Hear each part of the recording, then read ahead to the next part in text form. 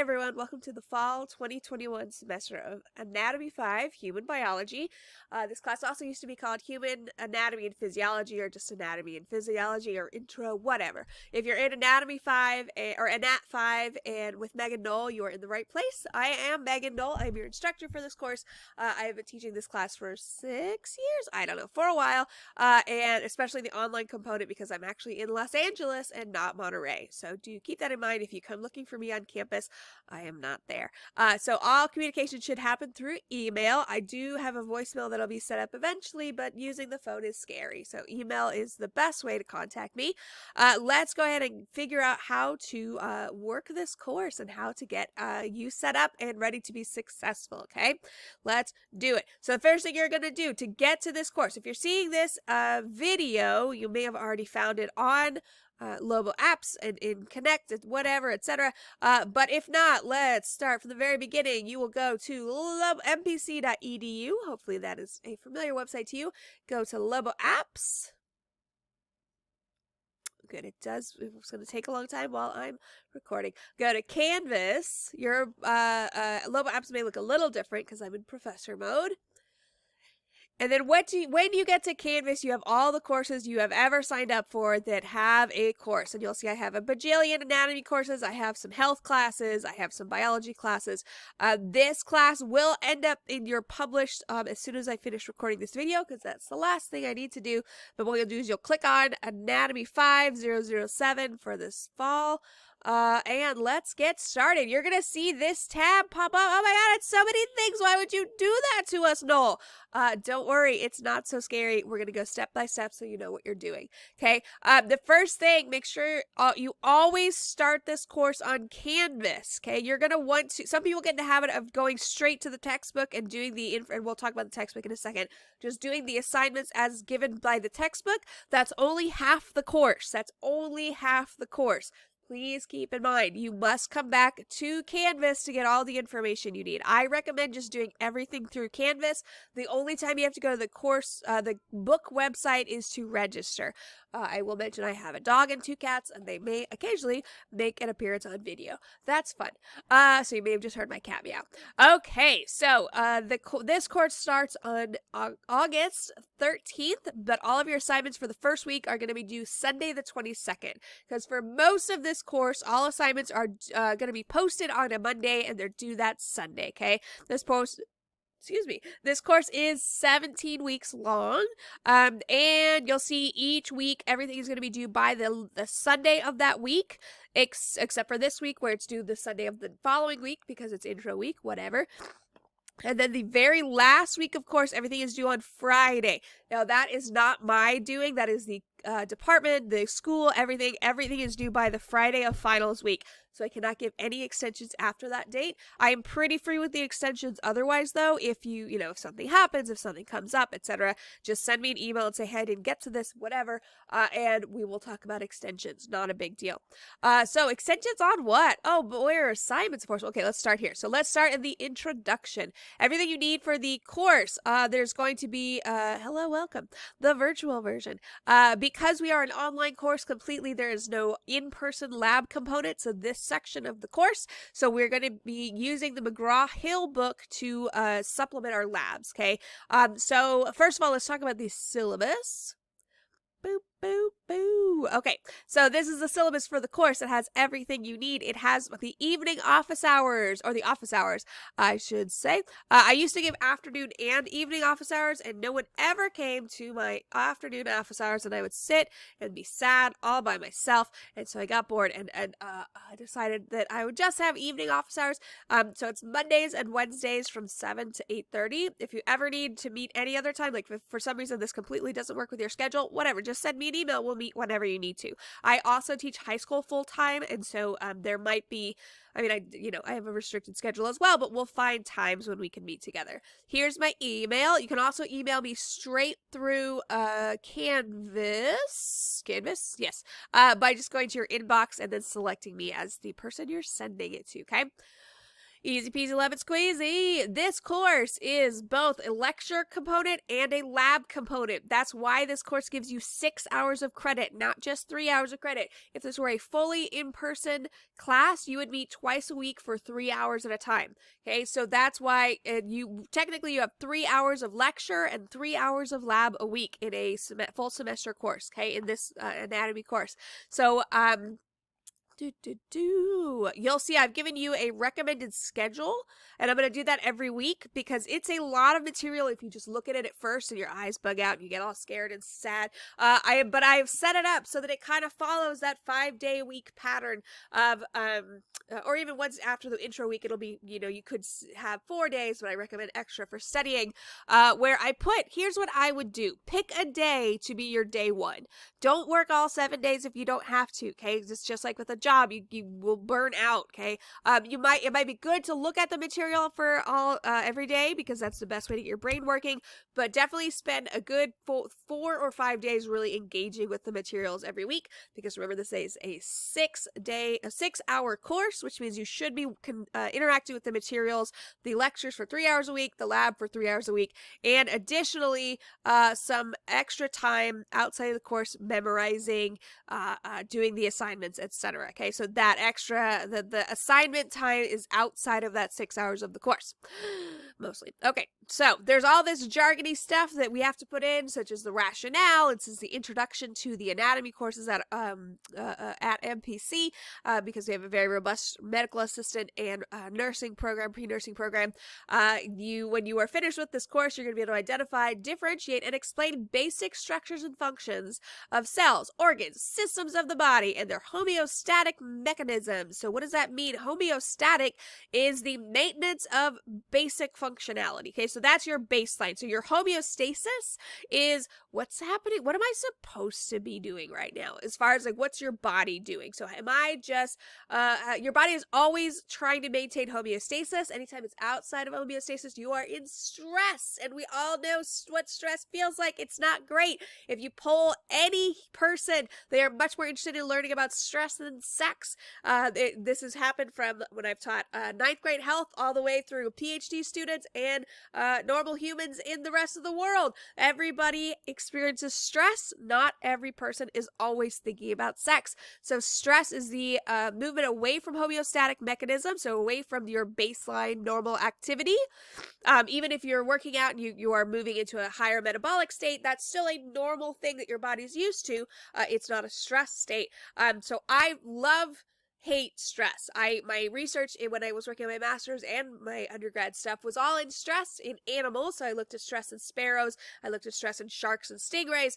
Guess what? They don't like it, but every animal experiences it. We don't know how plants experience stress. We sort of do. It's complicated. But basically, if you're a living organism, you deal with stress, and that saves you. Humans, you're going to learn, are the only animals who can think themselves to death. Excuse me, I'm gonna choke on my spit thinking that, because our brains are so complicated, and yet they're still so rudimentary in just basic survival. We'll get to it. Why am I not talking about the course? I'm not trying to scare you. I'm trying to tell you how excited I am to teach. Let's move on. There's no prerequisites for this course. If you get a D or an F or an incomplete, you can take it over. I will tell you that happens very rarely. It only happens if people don't do their work. So do the work. It's a lot of work, but it's worth it. You will learn so much, and by the time you're done with the course, you'll look back and be like, oh my God, I was scared of this course, and now I know so much, and I'm going to tell other people to take it. So it's actually a very worthwhile course. I'm glad you're here. So you may be saying, just get to the book already. So the book you need for this course is Hole's Essential of Anatomy and Human Anatomy and Physiology. I do admit that's a very funny title. And it is the 14th edition.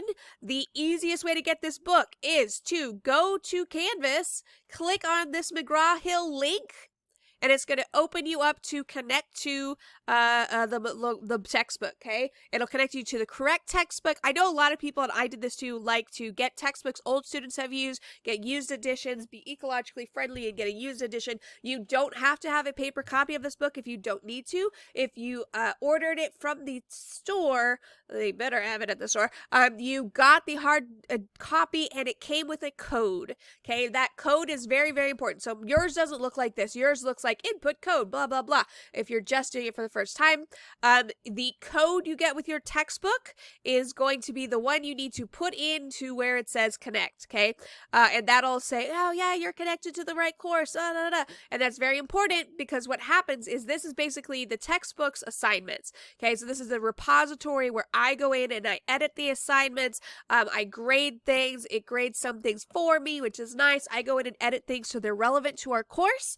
There's so much stuff that we won't even get into it. There's gigs and gigs and gigs of information on this website. I pare it down into what you actually need to learn for this course because guys, there's so much stuff.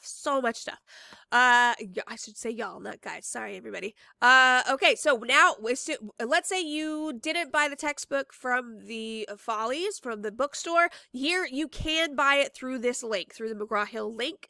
There is, if you have any questions about how to get the textbook, there is a nice video that they provided that shows us how to, okay, so that shows you. Okay, I don't know what happened, but I lost, the recording just stopped and I just kept talking and talking. It's fine. If you have a question, if you're wondering, I am from Texas.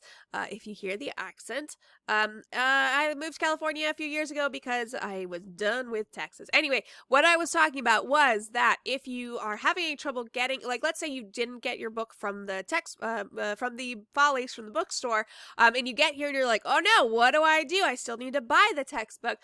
There is a way, from whatever it looks like for you, and I know it doesn't look exactly like this, where it'll let you buy the textbook through this. It should be no more than $75. That's what they promised us. It's probably like $72. If it's any more than that, please let me know so that I can yell at our textbook reps because they promised. Okay. Also, here we go. There's a video that they gave us that shows you how to buy the textbook and get online access. This has always helped everyone. If they have any questions, go to this first.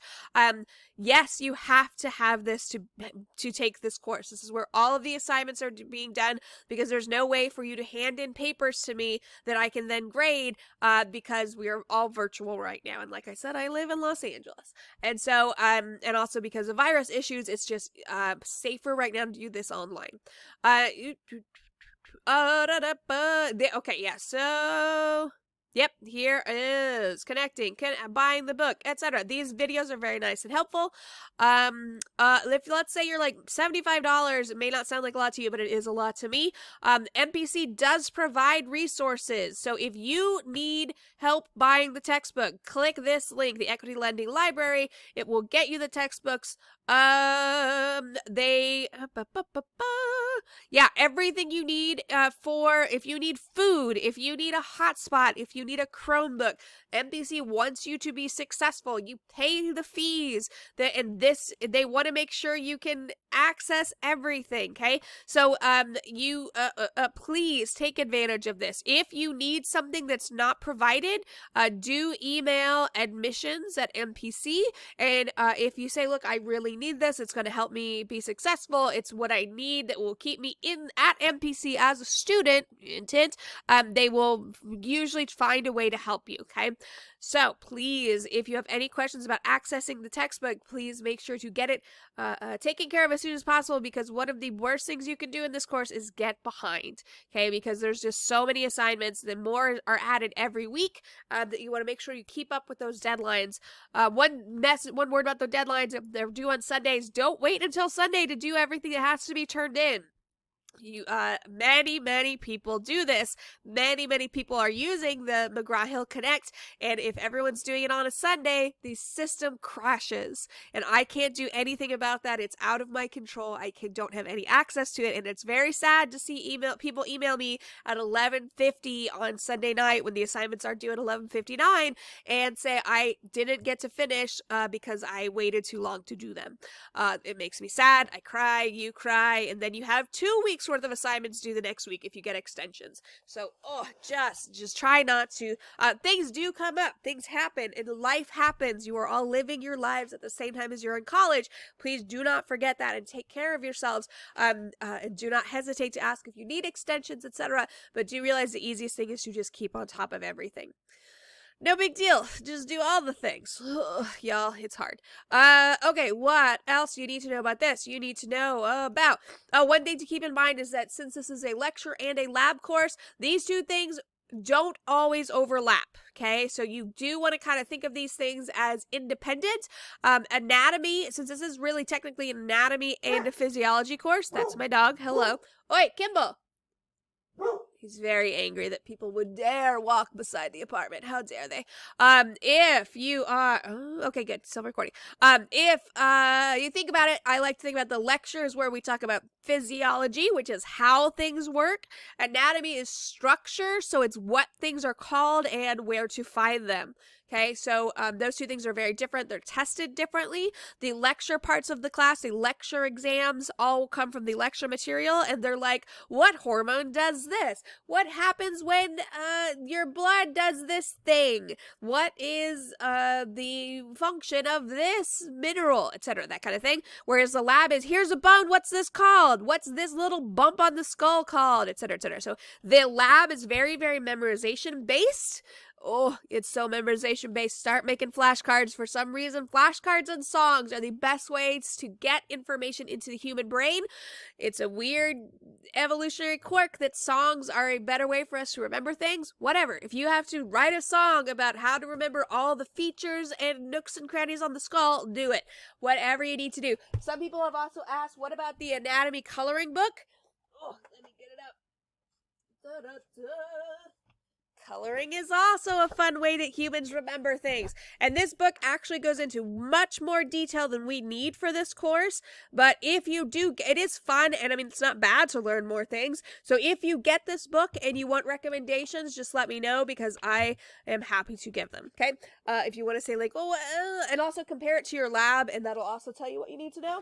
The physiology coloring book is also, it's very intense. I recommend just sticking with our labs. We'll get to it. But it's not a bad thing. So those are some supplemental materials. There are apps out there that can help you learn about anatomy. Again, they may not cover everything we do in this course, or they might go beyond what you need to do for this course and might be very overwhelming. So do keep this in mind, okay?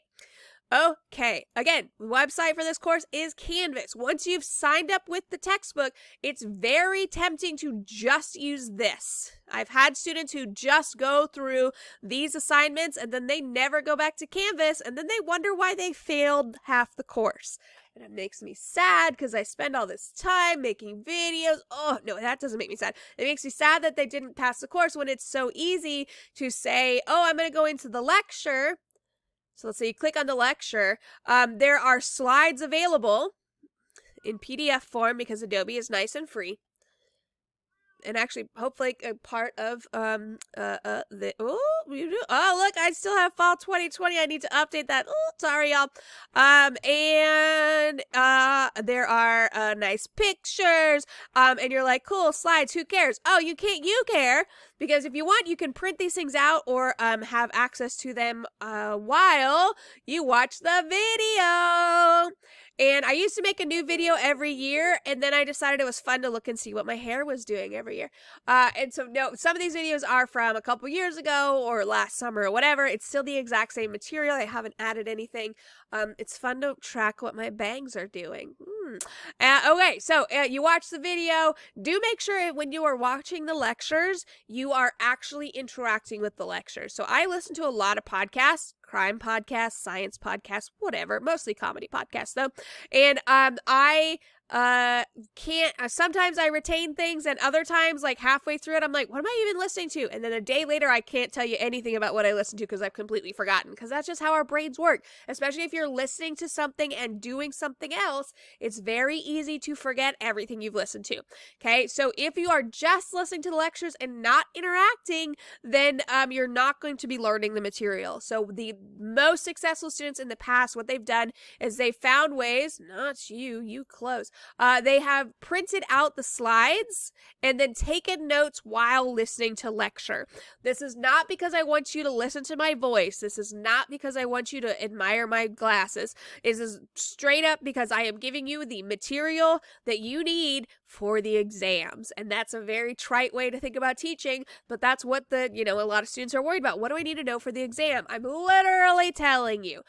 You're also learning so much by interacting with the material in a way that's more than just listening. Okay, so make sure you are not just listening to this and doing the dishes. Maybe listen to it while doing the dishes as an introduction or as a review before the exam, whatever.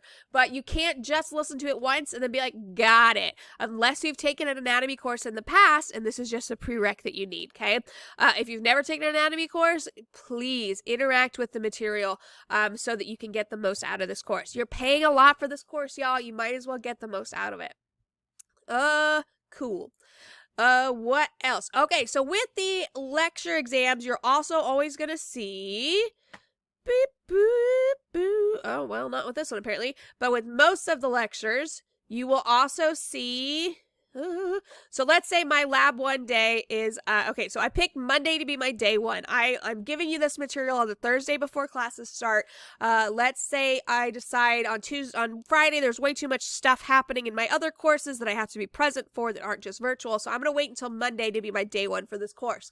I'm going to watch the intro video. That's this. You're doing it. I'm going to get my textbook set up, and then I'm going to do the lab tutorial. What's the lab tutorial? So let's go back over here. Oh, here's the lab tutorial. Once you have the textbook linked, all of your assignments are going to link to the website, okay, or link straight to it. You can just straight up in Canvas go, hey, I'm going to go to the lab tutorial. I'm going to launch it. Boom. And it's going to take me straight to the assignment. Yours looks different because mine is the teacher version. And so it just says no students have done it. And I cry. But I don't because no one has signed up for this yet. So it's fine. But yours will go straight to the assignment and you can just do it straight from here. Get it done. It'll tell you your grade. Boom. Done. And if you're like, I don't like this grade because I'm still just learning it, you can redo it one time. All assignments can be redone once except for exams. Okay. Please keep that in mind. You cannot redo exams. You cannot get up in the middle of an exam and go do something else. You'll be reminded of this a lot. You can do that with your homework assignments, with your question sets, with your simulations. You cannot do that with exams because they're timed. Don't forget that. Okay, so, always when you go back to Canvas, go to the home link. It might open you up on assignments. Again, you're not going to be successful if you just go to assignments. Go to home. Cool. What do I do now? No, let's say I'm in my recommended schedule. I've done the lab tutorial. I've made sure that my computer works so that I can handle the lab tutorials. If not, I've gone to MPC and said, hey, I need a hotspot because I need stronger Wi-Fi. Whatever you need. Then on day 2, I've recommended watch lecture 1. Oh, I was just showing you that. Lecture 1, that's going to be where you're watching the video, you've printed out the slides, or you have notes that you can take notes on. You're watching my lecture. They usually tend to be about 45 minutes to an hour. There are a couple that are much shorter, but none are longer. If they are longer, it counts as 2 lectures, I've decided. Okay, cool. What do I do next? Noel, what do I do next? Okay, then, go lab. That was lab. Day 2, I watched the lecture and I took notes, and every lecture, except for the first one, apparently, has these optional review questions. So I'm actually going to lecture 2 to show you that. Boop. And I also put this in order of how I recommend. I should put this here. There we go. So that you can just kind of follow. If you don't look at the recommended schedule, if you just want to follow boop, boop, boop, boop, boop, straight down, you're doing great. Okay. So let's look at the lab first. So let's say you've decided I'm going to do the lab. I'm going to do lab. It's all fine. It's great. Remember, the labs and the lectures are separate. Treat them as separate entities. Okay. Every lab is going to have a PDF. Hi, PDF. Hello.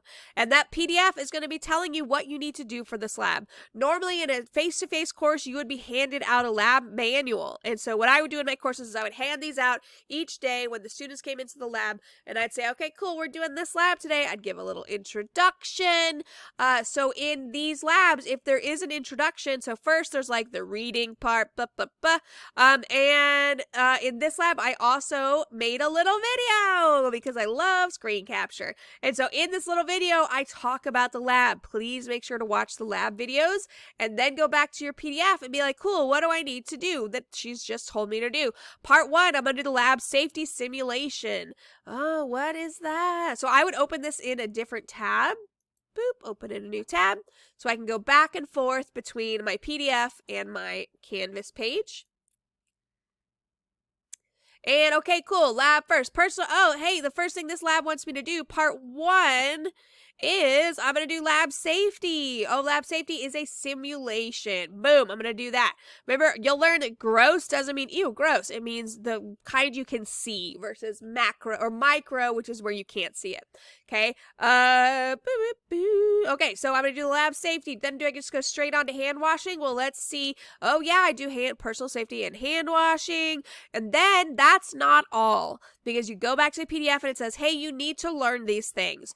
Anything that is a bolded word, a bolded listed word, these are all fair game for the lab practical. Lab practicals are going to be exams where you are just shown a picture and it says, hey, what is this? They're all multiple choice, but you have to be able to look and say, hey, so there's a star on this specific part of the body. What is it? And it'll say, is it the pelvic cavity, the thoracic cavity, the vertebral, whatever. And you have to know right away, oh, that's the pelvic cavity. Because while I haven't decided how I'm going to proctor these exams yet, it goes fast because the expectation is you are memorizing all of these words that are bolded, and you might look at this and be like, really, that's it? But no, because there's more. So all of the bolded words in the lab that are in these lists are fair game. Okay, so I would start, if I was you as a student, I would start a running list of lab practical terms or lab terms. So make yourself a Google document, which remember you can do if you go to your Lobo Labs, Lobo apps and go to Drive. You can make yourself a Google Doc and just start listing everything you need for the course, okay? So at least for the lab exam. So you'll end up with a nice long list by the time it's lab practical time, and you'll be like, I know what this is. Do I know what this is? Do I know it? And you can go through it nice and quickly. And when we get closer to the lab practicals, I'll be telling you how that all works. Okay, cool. There's 5 parts to this lab. Oh, there's 6 parts to this lab. Oh, no. It's fine. At the end of every lab practical or lab, there are practice questions in the lab for identifying. Okay.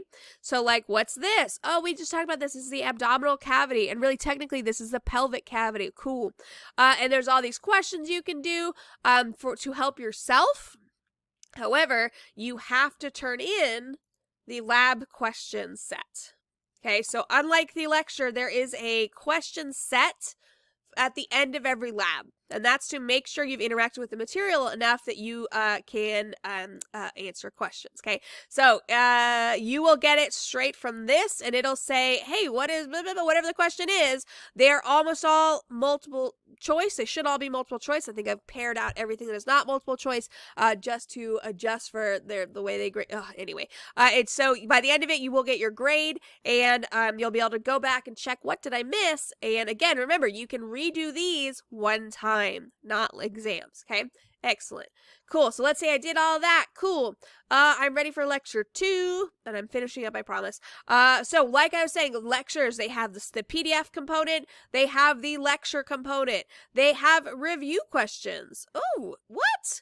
These are not turned in ever, ever, ever. These review questions are for you to practice with yourself, okay? You will get the answers to these in the review. So I give you a review for every exam. I think the first exam is in the 3rd week. Nope, it's in the 4th week. And so there is a review for every lecture exam. There's a review for every lab exam. And in the review for the lecture exam, you get the answers to the review questions at the end of each lecture, okay? I think that's all I'm going to say for this. I don't think there's anything else. Let's go back up to week 1. So what do you need to do? You need to get access to the book, okay? McGraw-Hill, buy your book, get your access code, whatever you need to do.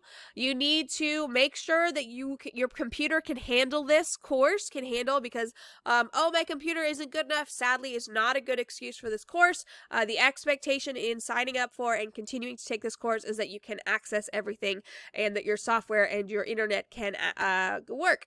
And so make sure that is all working. Beep, boop, and then you can just start chugging away. So each one of these folders, like that look like this, will be per week. A new one will open up for you every week. Okay. If for some reason you need to get access to something early, because let's say you're leaving the entire week of Thanksgiving and you're like, but there's still assignments due because my professor is so mean. If you need to get that early, just let me know and I will give you access early. If you need an extension, let me know and I will give you an extension. Just remember that doesn't excuse you from further work. If you need to talk to me, send me an email. If you need to talk to me if more face-to-face, come to office hours. Remember, let's see, what else do I need to know? Beep, boop, beep. What is this course made of? This class is asynchronous, so I do not take attendance. Absolutely not. Because that would be silly. What if you do all your work at 2 in the morning? I'm not staying up to make sure you're doing it. Just make sure it's all turned in by the due dates, okay? Beep, bop, doo. Okay, so this class, you can do it for letter grade or pass fail. The course is based on 3 lab practicals, 4 lecture exams, about 20 lab question sets. There's 20 labs, 20 simulations that go with those labs, not one-to-one. Some have 3 simulations, some have 0. And then 1 cumulative final, which is the entire course is fair game for this final. Okay, I drop one of your lowest tests. That can be literally any one of your lab practicals. It can be any one of your lecture exams, or it can be your final. So if you do really well on your lab practicals, you do really well on your lecture exams, you don't have to take the final. What? However, if you miss an exam or if you miss a lab practical, etc., that becomes your drop test, okay? So if you're like, I just can't take this, something's happening, whatever, if okay, so let's talk to me if you have to miss something, like for unforeseen happens, like God forbid something bad happens. Otherwise, if for some reason you make like a 40 on a test, that becomes your that becomes your drop test. I've had students in the past yell at me over email, oh, I wasn't prepared. Y'all, you have so much material to prepare you for the exams. And further, you get practice exams to make sure that the formatting of the exam is not going to hold you back. Okay, so what am I trying to say? I know, you're ready for everything. I still, however, understand that tests are scary, and so I do drop one lowest test, okay? Okay, the practicals and the exams, everything happens through Canvas, so no worry there. Oh my goodness, there is no cheating in this course. If you cheat, the one thing it can do to make me angry is blatantly cheat on a test, okay? So if you make someone else take your exam, if you, I have had students in the past tell me that their test, glitched out, and then when I go look at it, it didn't glitch out. They just ran out of time and decided to tell me it glitched out when actually, it didn't. Okay, so don't do anything like that, y'all. I teach high school as well as college. I know all the things. Okay, so please don't cheat and you'll be fine. MPC does take academic dishonesty very, very seriously, and so do I. I'm a very chill person, except when it comes to cheating. Only represent yourself honestly, and we'll get along. Okay. All right. There is a big section here that is a bunch of material where people have put stuff together on how to be successful in an anatomy course.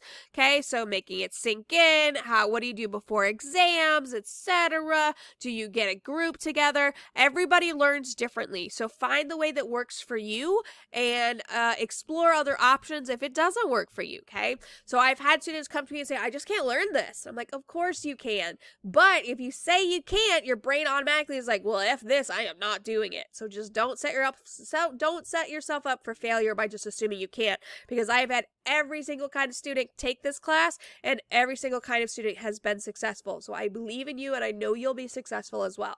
Okay? Beep, boop, boo. I'm not going to go through all this. Here are your important dates for the semester, when you can drop, when you can change your grading option, etc.